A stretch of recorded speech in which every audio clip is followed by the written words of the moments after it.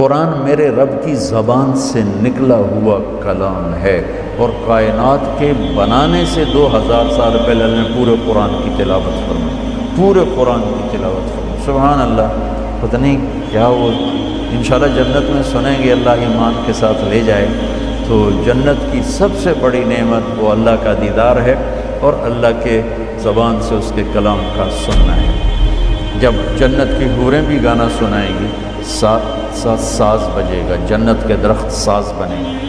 پھر داؤد علیہ السلام سنائیں گے تو جنت کے ساز درخت ساز بن کے بجیں گے۔ ہمارے نبی سنائیں گے تو جنت کے درخت ساز بن کے بجیں گے۔ جب اللہ پردہ ہٹائے گا، اپنا دیدار کرائے گا، اپنا کلام سنائے گا، پھر درخت بھی سنیں گے، نہریں بھی سنیں گی، دریا بھی سنیں گے، پتہ بھی سنے گا، تنکا بھی سنے گا، جانور بھی سنے گا، پرندہ بھی سنے گا، اور آپ بھی سنیں گے۔ ایمان والے بھی سنیں گے، ایمان والیاں بھی سنیں گے، تو اس میں ایسے گم ہوں گے کہ انہیں جنت کی یاد ہی بھول جائے گی۔ تو تورات زبان سے نہیں نکلی، انجیل زبان سے نہیں، زبور زبان سے نہیں، لکھوائی گئی، اس سے تو تبدیل ہو گئی اور وہ مٹ گئی۔ اگر وہ اللہ کی زبان سے نکلی ہوتی تو کبھی اللہ کے کلام کو بدلا نہیں جا سکتا۔ اللہ کی ہر صفت ناقابل تبدیل ہے، اللہ کی ہر صفت ناقابل تبدیل ہے، اللہ کی ہر صفت تغیر تبدل سے پاک ہے۔ قرآن چونکہ اللہ کی زبان سے نکلا ہوا کلام ہے، اسے بدلنے کی لاکھوں کروڑوں کوششیں کی گئیں، کوئی کامیاب نہیں، کوئی ایک کوشش کامیاب نہیں کہ یہ میرے رب کا کلام ہے، علی قلب، میرے نبی کے دل پر اترا ہے۔ آخری سوال، کیوں آیا ہے؟ کیوں آیا ہے؟ لِتَكُونَ مِنَ الْمُنذِرِينَ۔ سبحان اللہ، انذار کیا ہے؟ ایک آگے کی زندگی آ رہی، اس زندگی کے بارے میں خبردار کرنا کہ دیکھو بھائی وہاں بہت بڑا نفع ہے، ہمیشہ کی زندگی جنت، وہاں بہت بڑا نقصان ہے، ہمیشہ کی زندگی آگ۔ تو قرآن کا مقصد ہے زندگی کا طریقہ، وہ طریقہ بتانا، خبردار کرنا۔ کس چیز سے خبردار کرنا؟ زندگی کے اس طریقے سے خبردار کرنا جس پر چل کے ہم سب دنیا میں بھی سکون سے رہیں اور جنت میں بھی کامیابی کے ساتھ پہنچ جائیں۔ جس طریقے پر چل کر دنیا کی مشقتیں اور دنیا کی مصیبتوں سے بچیں اور جہنم کی آگ سے بچ کر جنت میں جانے والے بن جائیں۔ قرآن اس لیے آیا ہے، ان ھذا القرآن یہدی للتی ہی اقوم۔ بہت سے رہبر بیٹھے ہوئے ہیں یہاں، تو قرآن، اللہ کہتا ہے کہ قرآن وہ رہبر ہے جو سیدھا راستہ دکھاتا ہے۔ قرآن کا چیلنج آج تک باقی، کتنی سائنس ٹیکنالوجی بڑھ چکی ہے، اب تو کمپیوٹر کے ذریعے سے اعلیٰ عبارت تیار کرنا، کمپیوٹر کے ذریعے سے آسمان کے تارے توڑ کے لے آؤ، اور قرآن کا چیلنج آج بھی باقی ہے، فاتوا بسورۃ من مثلہ، کہ یہ میرے رب کا کلام ہے، ایک سورت ایسی لے آؤ، انا اعطینا جیسی 3 آیات کی سورت لے آؤ۔ آج اتنے بڑے سورسز سائنس ٹیکنالوجی کے باوجود اس چیلنج کو کوئی نہیں توڑ سکتا۔ ہر چیلنج ٹوٹا ہے، ہر ریکارڈ ٹوٹا ہے، ہر ریکارڈ۔ چیلنج ٹوٹنے کے لیے ہوتا ہے۔ ایک چیلنج باقی ہے جو آج تک اسے کوئی چیلنج کر نہیں سکا، اور آج تک یہ تو بہت لکھا ہوا ہے کہ قرآن غلط ہے، یہ نبی کا کلام نہیں، یہ اللہ کا کلام نہیں ہے، غیر مسلموں نے لکھا ہے، یہ محمد کا اپنا کلام ہے۔ میں نے بہت پہلے 98 میں ایک کتاب پڑھی، الی من هو دون، ان کے نام جو ہم سے نیچے، ان کے نام جو ہم سے نیچے۔ ایک نصرانی عربی نے وہ کتاب لکھی تھی، اس میں قرآن پہ قرآن یہ ہے، قرآن یہ ہے، قرآن یہ ہے، لیکن اس جیسا لا کے دکھا دو یہ آج تک کوئی نہیں کر سکتا۔ اگر یہ محمد صلی اللہ علیہ وسلم کا کلام ہے، وہ ایک بشر، ایک انسان تھے، تو آج تمہارے پاس کمپیوٹر کے اتنے بڑی ٹیکنالوجی ہے کہ تم کیا سے کیا تارے توڑ کے دکھا رہے ہو، تو قرآن کے لیے ایک کے بار ایک سطر لے آؤ، ایک سطر۔ تو یہ قرآن کا چیلنج آج تک باقی ہے، اسے کوئی اسے نہیں توڑ سکتا، قرآن کی عظمت، اللہ کی عظمت کے بعد قرآن کیا کہتا ہے تو وہ سمجھ میں شکر ہے درس قرآن کا رواج پڑا ہوا ہے اور اللہ کے بندے بندیاں سنا رہے ہیں اور اللہ کے بندے بندیاں سن رہے ہیں، بہت اچھی بات۔ کسی بھی نیکی کو چھوٹا نہیں سمجھنا چاہیے اور کسی کی بھی مخلصانہ محنت کو حقیر نہیں سمجھنا چاہیے اور کسی پر ایسے حقارت والی تنقید نہیں کرنی چاہیے۔ پتہ نہیں کس کو کہاں سے کیا ہدایت ملی کہ میرے اللہ کا نظام ہے، میرے اللہ کی بات ہے۔ تو ایک سلسلہ چل رہا ہے، لوگ آ رہے ہیں، فائدہ بھی اٹھا رہے ہیں۔ پورا فائدہ کب ہوگا؟ جب اللہ کی ہیبت طاری ہوگی اور کلام کی ہیبت طاری ہوگی، پھر ایک دم دل دماغ جھکتے چلے جائیں گے۔ الف لام میم ذالک الکتاب لا ریب فیہ، یہ لا ریب فیہ بھی چیلنج ہے، آج تک اسے کوئی نہیں توڑ سکتا کہ اس کتاب میں جو کچھ ہے اس کو چیلنج نہیں کیا جا سکتا۔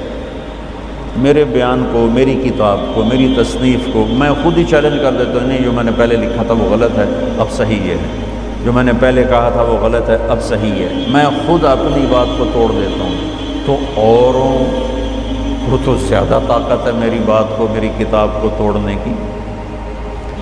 لیکن قرآن کا چیلنج ہے لا ریب فیہ، اور اسے توڑ کے دکھاؤ، اس میں سے کوئی کچھی بات نکال کے دکھاؤ۔ اور ریب کا ترجمہ کیا ہے؟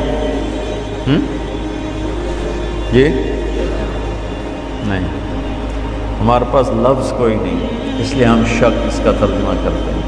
شک تو خود عربی کا لفظ، بل ہم فی شک منہا بل ہم منہا عموم۔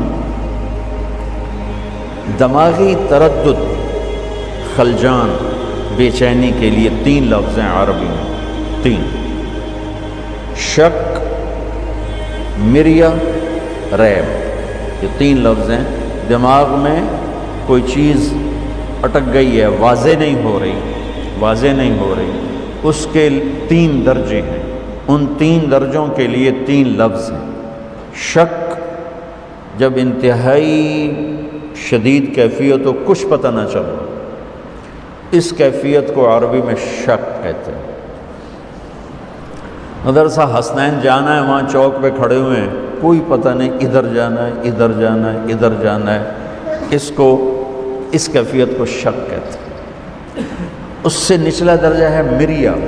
مریا کیا ہے کہ لگتا ہے یہ راستہ ہے لیکن یار ابھی کوئی پکا پتہ کوئی نہیں ہے، وہ کسی سے پوچھتا ہے یا خود دماغ میں ایک کیفیت پیدا ہوتی ہے، میرے خیال میں یہ جو راستہ جا رہا ہے نا، یہ میرے خیال میں حسنین مدرسے کو جا رہا ہے، لیکن ہو سکتا ہے یہ بھی ہو۔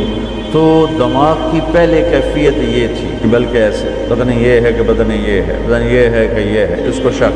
اب یہ ہو گیا کہ یار یہ ہے راستہ، چلو پتہ کرتے ہیں۔ اس کیفیت کو کہتے ہیں مریا۔ کیا کہتے ہیں؟ بولو۔ فلا تکن فی مریۃ من لقاء ربک، مریا قرآن نے استعمال کیا۔ تیسرا ہے لا ریب،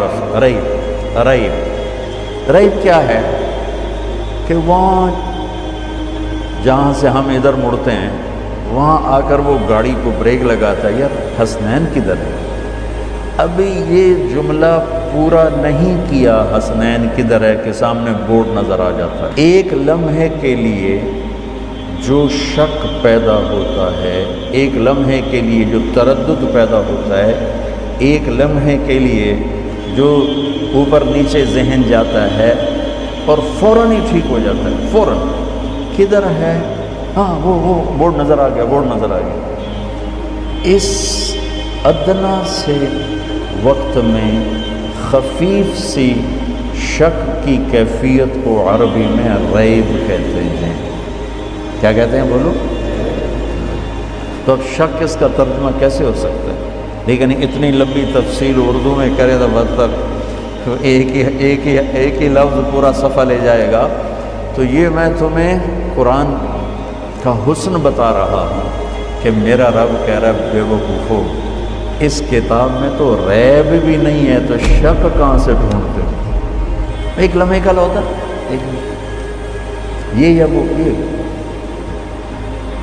ادھر جانا ہے ادھر جانا ہے، یار پتہ نہیں، میرے خیال میں ادھر جانا ہے پر پکا پتہ نہیں، ادھر جانا ادھر جانا، وہ ادھر جانا ادھر ہی جانا، وہ اس ایک لمحے کے ہزارویں حصے کے کیفیت کو ریب کہتے ہیں۔ تو میرا رب لا ریب فیہ، سود حرام ہے لا ریب فیہ، شرک حرام ہے لا ریب فیہ، کفر ہلاکت ہے لا ریب فیہ، جھوٹے پہ لعنت ہے لا ریب فیہ، ظالم پر لعنت ہے لا ریب فیہ، زنا حرام ہے لا ریب فیہ، شراب حرام ہے لا ریب فیہ، نماز فرض ہے لا ریب فیہ، جنت موجود ہے لا ریب فیہ، جہنم موجود ہے لا ریب فیہ، زمین آسمان کا ایک ہی بنانے والا ہے لا ریب فیہ، محمد مصطفیٰ ان کے آخری رسول، ان کے بعد کوئی رسول نہیں لا ریب فیہ، زمین آسمان کا خالق اللہ ہے لا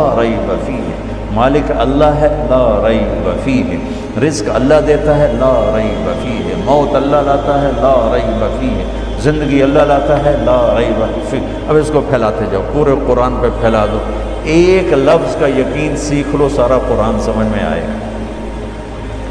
اب تم شکوک و شبہات سے بھرے ہوئے قرآن تمہیں ہدایت کیسے دے؟ تم سے مراد میں اور آپ، ہم ساری امت کا یہ حال، لا ریب فیہ، کیا خوبصورت، لا ریب فیہ، خیانت پہ لعنت لا ریب فیہ، سچائی کو شاباش لا ریب فیہ، انبیاء برحق ہیں لا ریب فیہ، روزہ فرض ہے لا ریب فیہ، زکوٰۃ فرض ہے لا ریب فیہ۔ ارے اگر پاکستان کے مالدار زکوٰۃ دیں تو اللہ کی قسم پورے پاکستان میں ایک غریب بھوکا نہیں سو سکتا، صرف فیصل آباد کے تاجر زکوٰۃ دینا شروع کر دیں تو پورے پنجاب میں کوئی بھوکا نہیں سوئے گا، اتنا مال ہے لوگوں کے پاس۔ لیکن قرآن نہیں جانتے، لا ریب فیہ، مال کی محبت نے پاگل کر دیا، دیوانہ کر دیا، اندھے ہو گئے، نہ کسی غریب کے آنسو نظر آتے ہیں، نہ کسی بڑھیا کی آہ سنائی دیتی ہے، نہ کسی کے چہرے کے غم کو پڑھ سکتے ہیں، نہ کسی کی فریاد ان کے دلوں کو پگھلا سکتی ہے، بلکہ اشد و قسوہ، وہ پتھر سے بھی زیادہ سخت ہیں کہ مال کی حرص و ہوس نے انہیں انسانیت سے نکال کر جانور بنا دیا۔ دو ٹانگ پہ چلنے والا، بولنے والا ایک جانور ہے، جانور کو کیا پتہ رحم کیا ہوتا ہے، سخاوت کیا ہوتی ہے، ہمدردی کیا ہوتی ہے۔ شکر ہے اللہ کے نیک بندوں سے دنیا بھری ہوئی ہے کہ مدارس چل رہے ہیں، یتیم خانے چل رہے ہیں، اللہ کا فضل ہے، لیکن وہ بہت تھوڑے لوگ ہیں۔ اگر سارے مالدار سخی ہوں، تو سخاوت کا ادنا درجہ زکوٰۃ ہے، زکوٰۃ دیتے ہوں تو کوئی غریب نہیں